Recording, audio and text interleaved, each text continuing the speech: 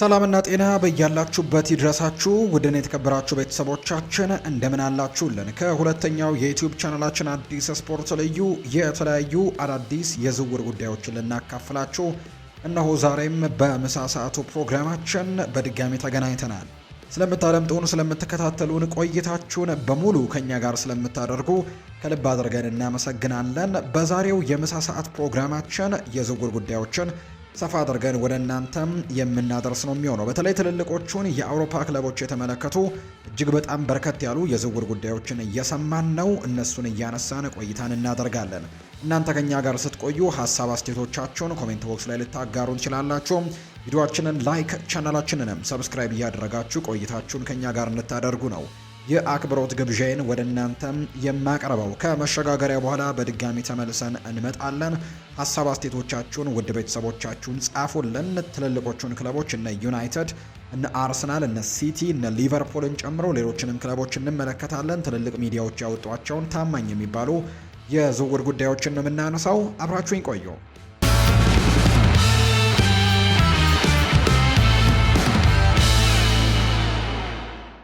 ወደ ቀዳሚው መረጃ እናምራ።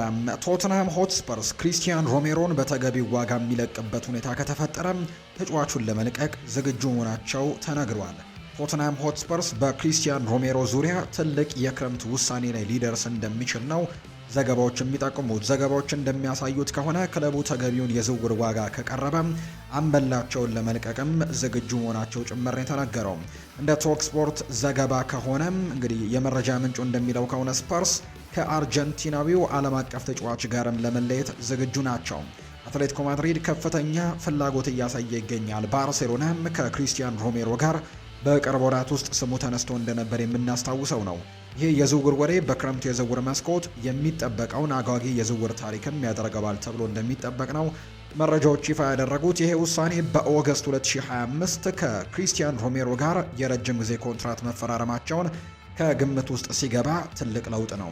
ኮንትራቱ እስከ 2029 ድረስ ቢቆይም ቶተንሃም ያለፈው አስቸጋሪ የውድድር ዘመንን የክለቡ አቋምን እንደለወጠው ጭምር ይታመናል። የ2025-26 የውድድር ዘመን ለስፐርስ እጅግ በጣም አሰቃቂ ነበር ብለው ነው በርካቶች የሚያነሱት። በሊጉ ለመውረድ አፋፍ ላይ ደርሰው እንደነበር እናስታውሳለን። ሮቤርቶ ዲ ዘረቢ ዘግይተውም ቢሆን በመምጣት ቡድኑን ከታሪክ አጋጣሚዎች ሁሉ ትልቁ ሊሆን ስለሚችለው ውድቀትም ታድገውታል።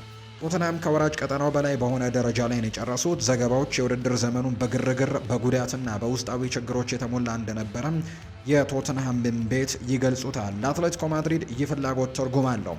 ዲየጎ ሲሞኔ እንዲሁ ተዋጊ የሚባሉ ተከላካዮችን ይወዳል። ክሪስቲያን ሮሜሮ በዚህ ደግሞ መገለጫው በትክክል የሚስማማ ነው። እሱ ከፍተኛ ጥረትን የሚያደርግ አካላዊ ብቃት ያለው ልምድ ያለውና ቀድሞውኑ በአርጀንቲና የዓለም ዋንጫ ላይ አሸናፊ እንደነበር የምናስታውሰው ነው። የባርሴሎና ፍላጎት የሚጠበቅ ነው። የተከላካይ መስመር አመራርና ልምድን አሁንም ይፈልጋሉ። ክሪስቲያን ሮሜሮ ከፍተኛ ጫናን ለመቋቋም የሚያስችል ስብዕናም አለው። ይሁን እንጂ የእሱ እንግዲህ ጠበኛ አጫወት ከአትሌቲኮ ጋር የበለጠ ሊስማማ እንደሚችል በርካቶች ይገምታሉ። ቶተንሃሞች ባህላዊ ለውጥን ሊያስፈልጋቸው ይችላል። አምበሉ ሙሉ በሙሉ ቁርጠኛ ካልሆነ ወይም ደግሞ ክለቡ ያለሱ በተሻለ መልኩ እንደገና መገንባት እንደሚችል ካመነ ተጫዋቹን መሸጥም ብልህነት ሊሆን እንደሚችል ነው የሚነገረው። ዋናው ቁልፍ ዋጋው ነው። ስፐርስ የውድድር ዘመኑን መጥፎ ስለነበር ብቻ በርካሽ መሸጥም አይችሉም። ክሪስቲያን ሮሜሮ እስከ 2029 ድረስ ኮንትራት ያለው በመሆኑ የ28 ዓመት ዕድሜ ያለውና አሁንም በከፍተኛ ደረጃ ላይ የሚገኝ ዓለም አቀፍ ተከላካይ የማስፈረም ትልቅ ፍላጎት እንዳላቸው ነው የሚነገረው። በአሁኑ ሰዓት ስለ ሳንድሮ ቶናሊ ወደ ማንቸስተር ዩናይትድ ሊደረግ ስለሚችል ዝውውር የሚነገሩ ዋና ዋና ነጥቦች ይፋ እየተደረጉ ነው። ጠንካራ ፍላጎት እንዳላቸው ይነገራል። አዲሱ የማንቸስተር ዩናይትድ አሰልጣኝ የሆነው ማይክል ካሪክ ሳንድሮ ቶናሊን እንደገና የዋና የዝውውር ኢላማቸውን አድርገው ከመረጧቸው ተጫዋቾች መካከል ነው። ክለቡም ቢሆን ተጫዋቹን ለማስፈረም ከፍተኛ ጥረትን እያደረገ እንደሆነም እየተዘገበ ነው። አንዳንድ ምንጮች ክለቡ ከኒውካስል ዩናይትድ ጋር ስምምነት ለመድረስ በጣም ተቃርበዋል ሲልም ነው የገለጸው። የዋጋው ጉዳይን ስንመለከት ምንም እንኳን ማንቸስተር ዩናይትድ ተጫዋቹን ቢፈልጉትም በዝውውሩ ላይ ትልቁ እንቅፋት የሆነው የኒውካስል ዩናይትድ የዋጋ ጥያቄ ነው።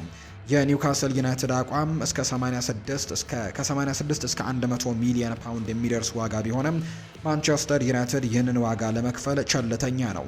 ጋዜጠኛ ቤን ጃኮብስ እንዳለው ከሆነ ዩናይትድ ቶናሊን ለማስፈረም የሚስማሙት የኒውካስል መጠየቂያ ዋጋ በከፍተኛ ሁኔታ ከቀነሰ ብቻ ነው።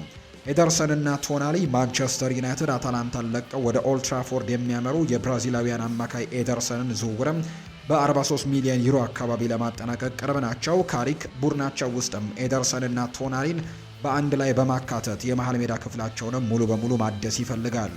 የሌሎች ክለቦች ሁኔታዎችም ይነሳሉ። ቀደም ሲል ቶናሊ ፍላጎት አሳይቶ የነበረው ዩቬንቱስ ነበረ። ወደ ቻምፒየንስ ሊግ ማለፍ ባለመቻሉ ከዝውውር ውድድር ውጪ መሆኑ ተነግሯል። ይህም ለዩናይትድ የላቀ ዕድልን እንደፈጠረለት ጭምር ነው የሚታመነው። በአጠቃላይ የዝውውር ወሬው አሁንም በሂደት ላይ ያለ ሲሆን በዩናይትድ እና በኒውካስል መካከል ያለው የዋጋ ስምምነት ለዝውውሩ መሳካትም ወሳኝ ሊሆን እንደሚችል ነው እየተገለጸ የሚገኘው። ማንቸስተር ዩናይትድ የሪያል ማድሪዱን አማካይ ኦሪዮል ቹዋሜኒን ለማስፈረም ከፍተኛ ፍላጎት እንዳላቸው እየተነገረ ነው። ይሁን እንጂ ይህ የህልም ዝውውር እውን እንዲሆን ክለቡ ከ100 ሚሊዮን ዩሮ በላይ ሊያወጣ እንደሚችል እየተገመተ ነው። ማንቸስተር ዩናይትድ በዚህ ክረምት ለማድረግ ባቀደው የመሃል ሜዳ ግንባታ የሪያል ማድሪዱ ኮከብ ኦሪዮል ቹዋሜኒ በኦልድ ትራፎርድ የህልም ዝውውር ሆኖም ይታያል። እንደ ፋብሪዚዮ ሮማኖ ዘገባ ዩናይትድ ፈረንሳዊውን አማካይ በጣም ያደንቁታል። እርሱም ካሴሜሮ ከሪያል ማድሪድ በወጣ ጊዜ እንደነበረው ሁሉ በቡድኑ ላይ ትልቅ ለውጥንም ማምጣት እንደሚችል ነው የሚያምኑት። የዝውውሩ ትልቁ ችግር የዋጋው ጉዳይ ነው። ለቹዋሜኒ የሚደረግ ማንኛውም አይነት ድርድር ከ100 ሚሊዮን ዩሮ በላይም ሊያስወጣ እንደሚችል በርካቶች እየገመቱ ነው። ይህም ማንቸስተር ዩናይትድ ላይ ማንቸስተር ዩናይትድ ላለ ሀብታም ክለብ እንኳን እጅግ አስቸጋሪ ያደርገዋል። ዩናይትዶች ቹዋሜኒን ለምን እንደሚፈልጉት መረዳቱ ቀላል ነው። እሱ ጠንካራ ነው፣ የተረጋጋ ነው፣ በቴክኒክ የተካነ ነው። በሪያል ማድሪድ እንዲሁም በፈረንሳይ ብሔራዊ ቡድንም ከፍተኛ ደረጃ የሚሰጠው ልምድ ያለው ተጫዋች ነው። እንደ ተከላካይ አማካይ መጫወት፣ ወደፊት ከፍ ባሉ ደግሞ ነገሮች ላይ መጫወት፣ ጥቃቶችን ማክሸፍ፣ የጨዋታን ፍጥነት መቆጣጠር ይችላል። በአጭሩ ዩናይትድ ይፈልጉት የነበረው አይነት አማካይም የሚችል አይነት ተጫዋች ነው። ካሴሜሮ ወደ ዩናይትድ ሲመጣ ቡድኑን አመራርና የመከላከል ጥንካሬን ሰጥቶት ነበር። ዩናይትድ አሁን ቹዋሜኒን ከካሴሜሮ በተሻለ ረጅም ጊዜ ሊያገለግል የሚችልና ተመሳሳይ ተጽዕኖን መፍጠር የሚችል እንደሆነ ጠንቅቀው ያምናሉ። ካሴሜሮ ቡድኑን እየለቀቀ በመሆኑ ዩናይትድ አዲስ መሪና ጠንካራ አካላዊ ብቃት ያለው አማካይ ያስፈልጋቸዋል። ይህ የዝውውር ጉዳይ ግን ኮከብ ተጫዋቹን ከማስፈረም ያለፈ ነው። የኮቢ ማይኖ መነቃቃት ሁኔታውን ለውጦታል። ዘ አትሌቲክ እንደዘገበው ኮቢ ማይኖ ባለፈው ክረምትም በሩበን አሞሪም ስር ሲቸገር ወደ ቼልሲ ሊዘዋወርም ተቃርቦ ነበር። የውሳኔ አሁን ላይ ትልቅ ጠቀሜታ ያለው ሆኖ ተገኝቷል። ምክንያቱም የ21 ዓመቱ ተጫዋች በማይክል ካሪክ ስር እንደገና ተወልዶ ለዩናይትድም የወደፊት እጣ ፈንታም ወሳኝ አካል እንደሆነ ጭምር ይነገራል። ማይክል ካሪክ ለኮቢ ማይኖ ያለው እምነት እርሱን ለመተካት ሳይሆን ከእርሱ ጋር የሚጣጣም አማካይን የሚፈልጉ ይመስላሉ። ይህ ደግሞ ቹዋሜኒ በጣም አጓጊ አማራጭ ያደርገዋል። ኮቢ ማይኖ፣ ብሩኖ ፈርናንዴዝ እና ኦሪዮል ቹዋሜኒ የተዋቀረ የመሃል ሜዳን መገንባትም ጠንካራ ያደርገዋል። ኮቢ ማይኖ በነፃነት መጫወት ሲችል ደግሞ ብሩኖ ፈጠራን ይሰጣል። ቹዋሜኒ ደግሞ ለቡድኑ ጥንካሬና ጥበቃንም ይሰጣል ተብሎ ነው የሚታሰበው። ዩናይትድ በእርግጠኝነት የቹዋሜኒ ዝውውርን መመርመር ይኖርባቸዋል። ነገር ግን ይህ ውድ ዝውውር መላውን የክረምት የዝውውር መስኮት ግን እንዲቆጣጠር መፍቀድ የለባቸውም። ዝውውሩ የሚቻል ከሆነ የመሃል ሜዳ ክፍላቸውን ሙሉ በሙሉ ሊለውጡት እንደሚችሉ ነው እየተነገረ የሚገኘው። ማንቸስተር ሲቲ የቼልሲውን አማካይ ኤንዞ ፈርናንዴዝን በክረምቱ የዝውውር መስኮት ለማስፈረም ከሚፈልጓቸው ቀዳሚ ተጫዋቾች አንደኛው ማድረጉ ተነግሯል። የስፓኒሹ ፌጂያስ እንደዘገበው ከሆነ አርጀንቲናዊው ተጫዋች በሲቲ የዝውውር ዝርዝር ውስጥም ከፍ ወዳለ ቦታ ተሸጋግሯል። በዚህ የዝውውር ወሬ ዙሪያ ላይ ያሉ ዋና ዋና ነጥቦችን ስንመለከት የአሰልጣኝ ለውጥ ተጽዕኖ ትልቁ ነው። የፔፕ ጓርዲዮላ መሄድን ተከትሎ ማንቸስተር ሲቲ ወደ አዲስ ምዕራፍ እየገባ ሲሆን ኤንዞ ማሬስካ የሲቲ አዲሱ አሰልጣኝ እንደሚሆኑ ይጠበቃል። ማሬስካ ቀደም ሲል ከቼልሲ ጋር ከኤንዞ ፈርናንዴዝ ጋር አብረው የሰሩና ጠንካራ ግንኙነት ያላቸው በመሆኑ ይህ የዝውውር ወሬም ይበልጥ እንዲፋፋምና ከፍ እንዲል ያደርገዋል ተብሎ ነው የሚታሰበው። የሲቲ ፍላጎትን ስንመለከት የበርናርዶ ሲልቫ የወደፊት እጣ ፈንታ አጠራጣሪ መሆንና ሮድሪ ከሪያል ማድሪድ ጋር ስሙ መያያዙ ሲቲ የመሃል ሜዳ ክፍሉን እንደገና ለመገንባት እንዲነሳ አድርጎታል። ኤንዞ ፈርናንዴስ በ25 ዓመቱ የዓለም ዋንጫ አሸናፊና በፕሪሚየር ሊጉ ልምድ ያለው በመሆኑ ለሲቲ የረጅም ጊዜ አማራጭ ሆኖ ታይቷል። የቸልሲ አቋምን ስንመለከት ቸልሲ ተጫዋቹን የገዙት በ2023 በከፍተኛ ዋጋ ሲሆን ኮንትራቱ እስከ 2032 ድረስም የሚቆይ በመሆኑ ክለቡ በዝቅተኛ ዋጋ ለመሸጥ ምንም አይነት ግፊትም የለበትም። ይሁን እንጂ ቸልሲ የአውሮፓ ቻምፒየንስ ሊግ ተሳትፎን ማጣቱንና ኤንዞ ፈርናንዴዝ በቻምፒየንስ ሊግ መጫወት መፈለጉ ተጫዋቹ ከክለቡ የመልቀቅ ፍላጎቱን ከፍ እንዲል አድርጎታል። የዝውውሩ ውስብስብነት የቤን ጃኮብ ዘገባ እንደሚያመለክተው ፈርናንዴዝ የሪያል ማድሪድ ጥያቄን እንደሚቀበልና ከማንቸስተር ሲቲ ጋርም የመጀመሪያ ደረጃ ያልተጣሩ ንግግሮች ማድረጉን ነው የሚናገረው። ነገር ግን ቸልሲ አንዱን ምርጥ ተጫዋቹን ለሊግ ተፎካካሪው ሲቲ መሸጡ በደጋፊዎች ዘንድ አሉታዊ መልእክት ሊኖረው እንደሚችል ይታመናል። ይህ ካልሆነ በቀር በጣም ከፍተኛ ክፍያንም ካልተገኘ በስተቀር በአጠቃላይ ለሲቲ የዝውውር ብልህነት የሚታይበት ቢሆንም ለቸልሲ ግን ፕሮጀክታቸውን በችግር ውስጥ መሆኑን የሚያሳይ ሌላኛው ምልክት ሊሆን እንደሚችል ነው እየተገለጸ የሚገኘው።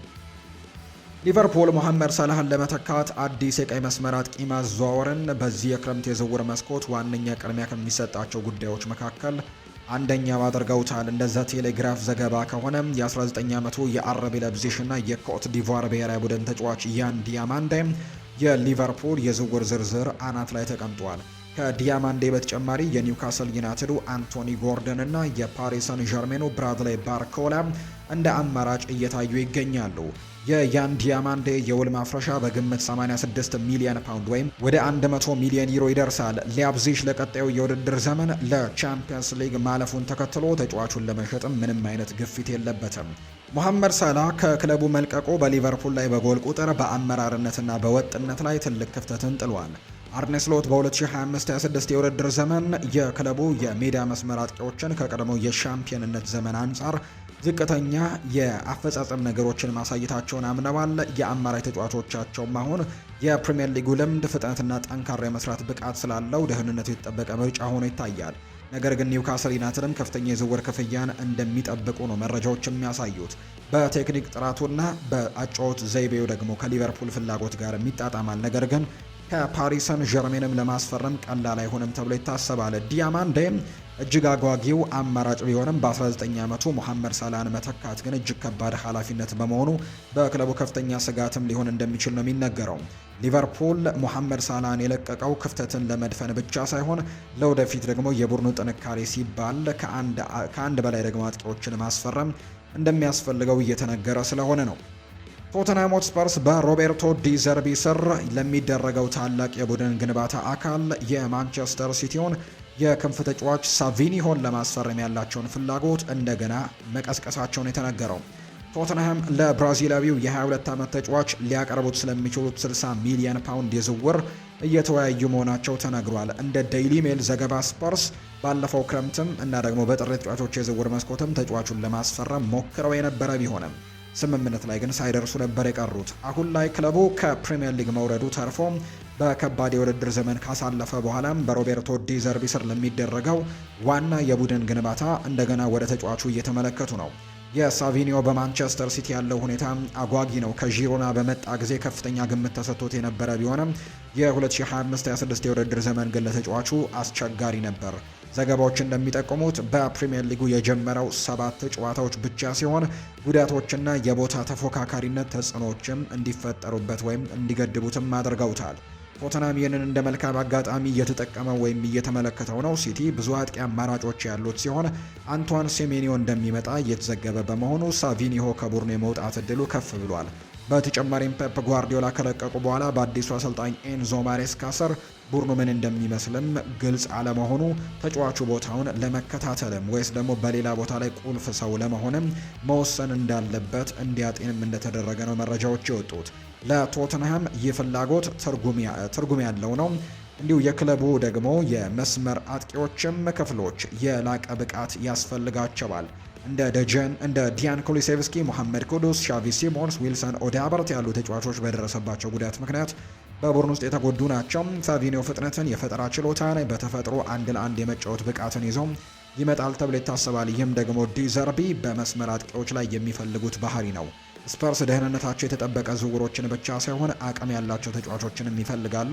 ሳቪኒዮ መደበኛ የመጫወቻ ደቂቃዎችንና እምነትን ካገኘም ኮከብ የመሆን አቅም እንዳለው ነው የሚነገረው። ዋናው ነገር ግን ስፐርስ እየተጓዙ ያሉት የአቅም ማሳያ ነው ወይስ ደግሞ ገና ለገና ለሌሎች ተጫዋቾችም ከፍተኛ ገንዘቦችን እየከፈሉ ነው የሚለው ነው። ዲዘርቢ በእርግጥም ሳቪኒዮ ከስልታቸው ጋር እንደሚስማማ ካመኑ ይህ ብልህነት የታከለበት እርምጃ ሊሆን ይችላል። ነገር ግን ቶተንሃም ካለፈው የውድድር ዘመን በኋላ ለመላመድ ጊዜ የሚፈጅ ሌላ ውድ ዝውውርን መግዛትም አቅም እንደማይፈልግም ጭምር ነው እየተገለጸ የሚገኘው። የጣሊያኑ ግዙፍ ክለብ ዩቬንቱስ ሞሐመድ ሳላህን በዚህ ክረምት የዝውውር መስኮት ዋና የዝውውር ኢላማቸው ለማድረግ እየሰሩ መሆኑ ተነግሯል። የዩቬንቱስ አሰልጣኝ የሆኑት ሉቺያኖ ስፓሌቲ ሞሐመድ ሳላህን በዚህ ክረምት ወደ ቱሪን ለማምጣት ከፍተኛ ፍላጎት እንዳላቸው የጣሊያኑ ላ ሪፐብሊካ የተባለ የመረጃ ምንጭም ይፋ አድርገውታል። አሰልጣኙ አዲሱ ቡድናቸውን በአዲስ መልክ ለመገንባት አንቱታን የሚችር የኮከብ ተጫዋቾች ዝውውርን ይፈልጋሉ። ስፓሌቲ እና ሳላህ ቀደም ሲል በሮማ አብረው ሰርተው ያውቃሉ። ስፓሌቲ ግብፃዊውን የክንፍ ተጫዋች ወደ አንዱ ደግሞ የአውሮፓ አስፈሪ አጥቂነት እንዲቀይርም ያደረጉት ሲሆን ይህም ደግሞ በሮማ ቆይታውም ወደ ሊቨርፑል በመሄድም ወደ ዓለም አቀፍ ኮከብነት እንዲሸጋገርም መሰረት የጣሉለት ነበር። አሁን ላይ ሳላ ከ9 ዓመታት የሊቨርፑል ቆይታ በኋላ አንፊልድን በመልቀቁ ስፓሌቲ ይህንን እንደ ትልቅ ነገር የሚመለከቱታል። እንደ ላ ሪፐብሊካ ዘገባ የዩቬንቱሱ አሰልጣኝ የ33 ዓመቱን ሳላህን ለአዲሱ ቡድናቸው ተስማሚ የሆነ መሪ፣ ጨዋታን በራሱ መወሰን የሚችልና ክለቡን ወደ ጣሊያን እግር ኳስም አናት በፍጥነት ሊመልስ የሚችል ተጫዋች አድርገው ነው የሚመለከቱት። ሳላ ብቻ ሳይሆን የዩቬንቱስ ሌሎች የሊቨርፑል የቀድሞ ተጫዋቾችንም ይፈልጋል። የቱሪኑ ክለብ የግራ ተከላካዩን አንድሪው ሮበርትሰን እና ግብ ጠባቂውን አሊሰን ቤከርንም በክትትል ዝርዝራቸው ውስጥ አስገብተውታል። ሆኖም ግን ከአሊሰን ቤከር ጋር በተያያዘ የቅርብ ጊዜ መረጃዎች እንደሚያሳዩት ሊቨርፑል ተጫዋቹን ወደ ሌላ አቅጣጫ እንዲያይ ማሳወቃቸው ነው። የበርካታ የሊቨርፑል ታሪካዊ በአንድ ጊዜ ማጣትም ዩቬንቱስ አዲሱን የውድድር ዘመን በጠንካራ አቋም ለመጀመርም እነዚህን ተጫዋቾች ለማምጣት ጥረቶችን እያደረገ ነው። ቁርጠኝነትንም የሚያሳይ ነው። ስፓሌቲ ቡድኑን ከናፖሊና ከኢንተር ሚላን ጋር ለሴሪኤ ዋንጫ መፎካከር እንዲችልና በአውሮፓ መድረክም የበለጠ መራመድ እንዲችል ጠንካራ ስብስብን ለመገንባትም ቆርጠው እንደተነሱ ይነገራል። ዩቬንቱስ ሳላህን ለማስፈረም ትልቅ እንቅፋት የሆነው ጉዳይ የቻምፒየንስ ሊግ ተሳትፎ አለመኖር ነው። የቱሪኑ ክለብ በዚህ ውድድር ዘመን ከምርጥ አራት ውጪ ሆኖ በማጠናቀቁ በሚቀጥለው ዓመት በአውሮፓ የክለቦች የላቀው ውድድር ላይ አይሳተፉም። እንደ ሳላ ባለ ከፍተኛ ደረጃ ላይ ላለ ተጫዋች ደግሞ ይህ ጉዳይ ትልቅ የዝውውር እንቅፋት ሊሆን ይችላል። ዩቬንቱስ ሳላህን ለማሳመን አስተማማኝ የሆነ የስፖርታዊ ፕሮጀክትና ከፍተኛ የገንዘብ አቅምንም ወይም ጥቅልንም ማቅረብ እንደሚጠበቅባቸው ነው መረጃው ይፋ የሆነው። ሊቨርፑል መሐመድ ሳላህን ለመተካት ደግሞ ሌሎችንም ተጫዋቾች መመልከት እንደሚኖርበት የሚያሳዩ መረጃዎች ናቸው እየወጡ የሚገኙት። በተለይ ቀደም እንዳልኳቸው ያን ዲያማንዴ ትልቁ አላማቸው ሊሆን እንደሚችል የሚያሳዩ መረጃዎች አሉ። ከዛ ውጭ ግን ብራድላይ ባርኮላም እንዲሁ የሊቨርፑል ሌላኛው ኢላማ ሊሆን እንደሚችል እየተገለጸ ይገኛል። ሊቨርፑል ከፍተኛ ግምት ለሚሰጠው የኮት ዲቯር ተጫዋችም ከፓሪስ ሰን ዠርሜን ጋር ትልቅ ፉክክር ማድረግ እንዳለበት የሚያሳዩ መረጃዎች ናቸው እየወጡ የሚገኙት። ነገር ግን ይህንን ተጫዋች ለማስፈረም ግን የተለያዩ ትልቅ እንቅስቃሴዎችን ያደርጋል ተብሎ ይታሰባል። እንዳልኳችሁ ግን ሌላኛውን ተጫዋች ለማስፈረም በተለይ ብራድሊ ባርኮላንም ለማስፈረም ጠንካራ ፉክክር ሊያደርጉ እንደሚችሉ የሚያሳዩ መረጃዎችንም እየተመለከትን እንገኛለን። በተለይ ወደ ዩቬንቱስ የሚያመራ ከሆነ ሳላ ያው ከክለቡ ጋር መለያየቱ የተረጋገጠ ጉዳይ ነው። ቢሆንም ግን ያንን ቦታ ለማጠናከር ግን ብራድሊ ባርኮላም ሌላኛው አማራጭ ሊሆን የሚችልበት እድሉ እንዳለ በትልቁ እየተነሳ እንደሚገኝ ነው ዘገባዎቹ እየጠቆሙ የሚገኙት። ፋብሪዚዮ ሮማኖ ስለ ሊቨርፑልና ስለ ፓሪስ ሰን ዠርሜን ንግግሮችም እንዲሁ ይናገራል። የያን ዲያማንዴ ጉዳይ ካልተሳካ ሌላኛው ስለ ብራድሊ ባርኮላም ሲነገር ማለት ነው። እንደ ፋብሪዚዮ ሮማኖ ገለጻ ከሆነ ሊቨርፑል የፓሪስ ሰን ዠርሜኑን የክንፍ መስመር ተጫዋች ብራድሊ ባርኮላን ይመለከቱታል። ባርኮላ ሊቨርፑል ሳላህን ለመተካት ከሚፈልጓቸው የዝውውር ዝርዝሮች ውስጥም ከፍ ያለ ቦታ እንደሚሰጠው ጭምር ነው የሚታመነው። ሊቨርፑል ሁለቱንም ተጫዋቾች በመመልከት በቀጣይ ለሚመጡ አሰልጣኝ መንገዶችን ማመቻቸት ይፈልጋሉ። ብዙ ጊዜ በግራ በኩል የሚጫወተው ባርኮላ የፈጠራ ችሎታ ያለውና ቀጥተኛ የኳስ አያያዝ ያለው ተጫዋች ነው። ቡድኑ በአጥቂ መስመሩ ላይ ተለዋዋጭነትን ከፈለገም ባርኮላ ዓለም አቀፍ ደረጃ ያለው ምርጫ ነው። የሳላ የግብ ማስቆጠር ብቃትን ለመተካትም ሊቨርፑል ከአንድ በላይ ተጫዋቾች ሊያስፈልጉት እንደሚችሉ የሚያሳዩ መረጃዎች ናቸው የወጡት። አዲሱ የቶትናም አሰልጣኝ ሮቤርቶ ዲዘርቢ በሰሜን ለንደን ታላቅ የክረምት የዝውውር ግንባታ ለማድረግ የቀድሞ ክለባቸውን ብራይተንን ኢላማ ያደረጉ አስገራሚ የሶስት ተጫዋቾች ዝውውርን እቅድ ይዘዋል። ዲዘርቢ ቶትናምን በመጨረሻም የሊግ ጨዋታ ከወራጅ ቀጠናው ከታደጉ በኋላ አሁን ሙሉ ትኩረታቸውን ወደ ስብስብ ማሻሻያ ዙረዋል። አሰልጣኙ በአዲሱ ቡድናቸው የጀርባ አጥንትን ለመፍጠር ሶስት የታወቁ የብራይተን ኮከቦችን ይፈልጋሉ።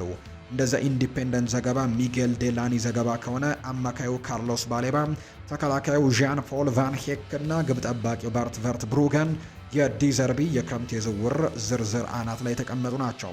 ባርት ቨርት ብሩገን ቶተናም ለዲዘርቢ ከፍተኛ ያለበትንና ከኋላ ተነስቶ የመገንባት ወይም ቢውልድ ፍሮም ደ ባክ በሚለው ፍልስፍናቸው በሚገባ የሚረዳ ኳስ አቀባይ ግብ ጠባቂን ይፈልጋሉ። ቨርት ብሩገን ደግሞ ለዚህ ፍልስፍና ተስማሚ ግብ ጠባቂ ነው። ያን ፖል ቫን ሄክ ደግሞ የክለቡ የቀጠር ቡድን የተከላካይ መስመሩን ሙሉ በሙሉ ለማደስም ቫን ሄክን ከቦርንመዙ ማርኮስ ሴንሲ ጋር በማጣመርም ተከላካይ ክፍሉን ለማጠናከር ይፈልጋሉ። ሌላኛው ካርሎስ ባሌባ ነው። ይህ ተጫዋች ለዲዘርቢ እጅግ አስቸጋሪ የዝውውር ስራ ሊሆን ይችላል። ብራይተን ተጫዋቹን ለመልቀቅ ከ100 ሚሊዮን ፓውንድ በላይ እንደሚጠይቁ እየተነገረ ነው። ከዛ ውጭ ግን ከዚህም በላይ ደግሞ ማንቸስተር ዩናይትድ ተጫዋቹን ለማስፈረምም ቀዳሚ ተወዳዳሪ ነው። ቶተንሃም በሚቀጥለው የውድድር ዘመን በአውሮፓ ውድድር የማይሳተፉ መሆናቸው በገንዘብና በስፖርታዊ ውድድሮች ከኦልትራፎርዱ ክለብ ጋር ለመፎካከር የሚችሉበት አቅም ላይ አይደሉም። ቶተንሃም እነዚህን 3 ተጫዋቾች ለማግኘት አስቸጋሪ እንደሚሆንባቸው በመገንዘብ እንደ ሊቨርፑል አንድሪው ሮበርትሰን፣ የማንቸስተር ሲቲው ጆን ስቶንስ እና የበርንሌው ግብ ጠባቂ ጄምስ የቀድሞ የበርንሌ ግብ ጠባቂ አሁን በማንቸስተር ሲቲ የሚገኘው ጄምስ ትራፎርድ ያሉ አማራጮችን መመልከት ሳይኖርባቸው እንደማይቀር ነው የሚነገረው። ዲዘርቢ በቶተንሃም የነበራቸው ተጽዕኖ ምንም እንኳን አስቸጋሪ የክረምት የዝውውር መስኮት ቢጠብቃቸውም ዲዘርቢ በቶተንሃም ላይ ከፍተኛ ታሪካዊ ለውጥን አምጥተዋል። በመጋቢት ወር መጨረሻ ላይ ኢጎር ቱዶርን ተክተው ወደ ቡድኑ ሲመጡ ክለቡ ወደ ወራጅ ቀጠናው እየተንሸራተተ ነበር። ሆኖም ግን በስልጠና ማዕከሉ ሆቴል በመኖርና ያለ ረፍት በመስራትም የነበረውን ደግሞ እድል ተጠቅመውበታል። ክለቡንም ከወራጅ ቀጠና ተርፈውታል። በተለይ ደግሞ በፕሪሚየር ሊግ የመጨረሻ ሳምንትም ድል ማድረጋቸው ብቸኛውን ጎል ያስቆጠረው ፖርቱጋላዊው ተጫዋች ፓሊኒሃ እንደነበረ እናስታውሳለን። ኤቨርተንን 1-0 ያሸነፉበት ጨዋታ ሁሉን ነገር ለቶተንሃም የቀየረ እንደነበረ የምናስታውሰው ጉዳይ ነው። ወደ ቤተሰቦቻችን ከሁለተኛው የዩቲዩብ ቻናላችን ለዛሬ ምሳ ሰዓት ያዝንላችሁ የዝውውር ጉዳዮች ላይ ብቻ ትኩረቶቻችንን አድርገን ያደረስናችሁ ፕሮግራም ይህንን ይመስል ነበረ። ቆይታችሁን ከኛ ጋር ስላደረጋችሁ ከልብ አድርገን እናመሰግናለን።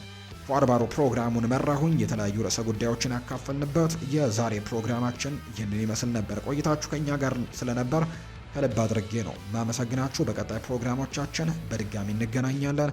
መልካም ጊዜ፣ መልካም ቀን እንዲሆንላችሁም ነው በአክብሮት የምንመኘው።